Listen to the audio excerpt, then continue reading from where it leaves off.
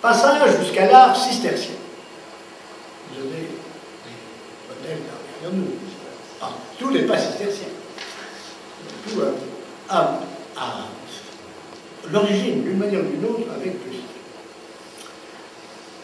Le grand public, dès 1976, a été attiré par Georges Duby et son Saint-Bernard et l'art cistercien vers la nécessaire prise en compte de notre sujet, par-delà la beauté littéraire, de la beauté imprimée par les arts, tous les arts dans les choses. Le magnifique volume, avec sa documentation iconographique et photographique, mais grâce aussi à la profondeur des commentaires, a convaincu de l'éclat souligné de la rigueur du mot de Georges Duby, de la rigueur et de la force créative de Georges Duby et de l'héritage chez ces hommes qui ont aimé le beau, non seulement dans les lettres, mais dans la construction de tout un monde vivant, de pierre et de lumière. Nous allons nous arrêter maintenant à ce qui a été suscité par l'amour du monde et le désir de Dieu, jusque dans la matérialité du monde. Puis nous dirons au terme de notre trop courte promenade si tout ce développement est attribué à Bernard. Nous prenons pour guide Georges Duby, le citant chaque fois à propos des diapositives qui vont vous être projetées. Vue 1 et 2. Abbaye de Fontenay, vue aérienne. Abbaye de Sénanque, vue générale. Faites bien attention au cadre. Faites bien attention au cadre. Parce que voilà ce que dit, commente Georges Duby. De même que la perfection cistercienne est fruit d'un travail sur soi poussé jusqu'au profond de la chair, et que là vont appuyer l'effort d'élévation continue, de degré en degré, puisqu'en effet la morale de Saint-Bernard s'enracine dans une méditation sur l'incarnation, de même le bâtiment cistercien commence à l'écran de sauvagerie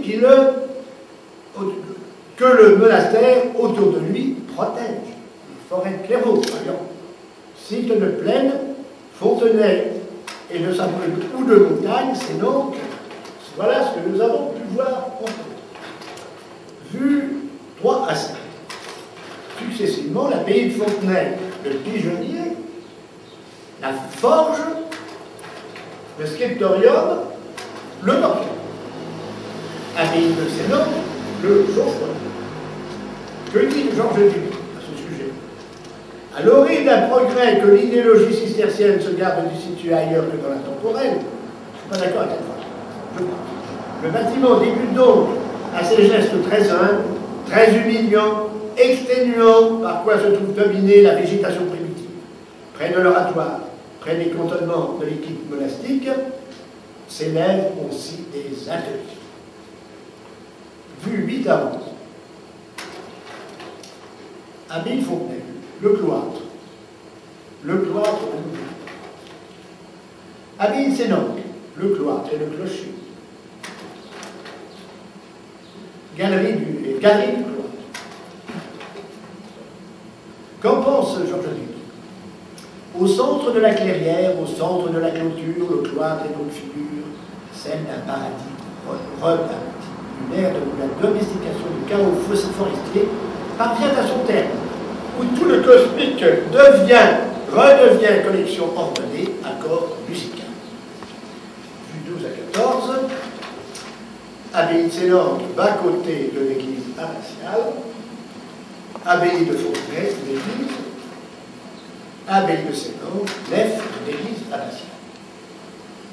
Et nous progressons de l'entour au cœur. Que dit Georges Duby? À l'instar de l'homme, construit d'une âme et d'un corps, et de son frère Jésus, Dieu fait homme, l'Église, de côté, qui mène leurs deux images à ce site équilibré. Ah non, je me trompe, c'est sitôt tranche dans l'épaisseur d'un liturgique lunisienne, ampute, réduite, pour conférer plus de robustesse aux gestes liturgiques. Le rite requiert un environnement spécifique. Tout s'ordonne autour de cette ère privilégiée. L'oratoire est la première cabane que l'abbé et ses compagnons ont élevée, à peine arrivés, sur le site du monastère. Sur l'un des flancs de cette baraque fut après coup jalonné le plan du cloître de tous les locaux qui sont venus l'entourer. L'église est à la fois le germe de toute fondation et son aboutissement.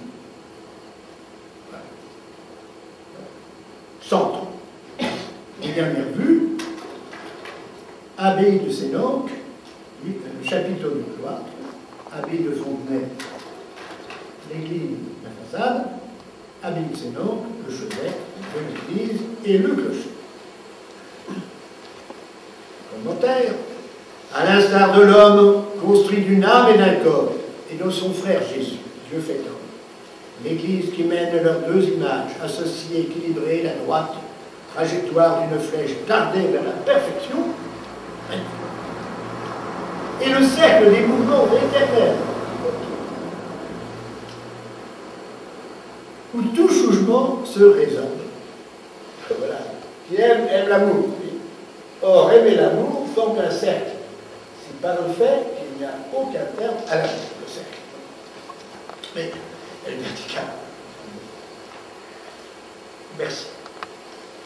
Il faudrait continuer jusque dans les recoins invisibles. Je me contente de tirer quelques perspectives qui nous ramènent à Bernard et en son XIIe siècle.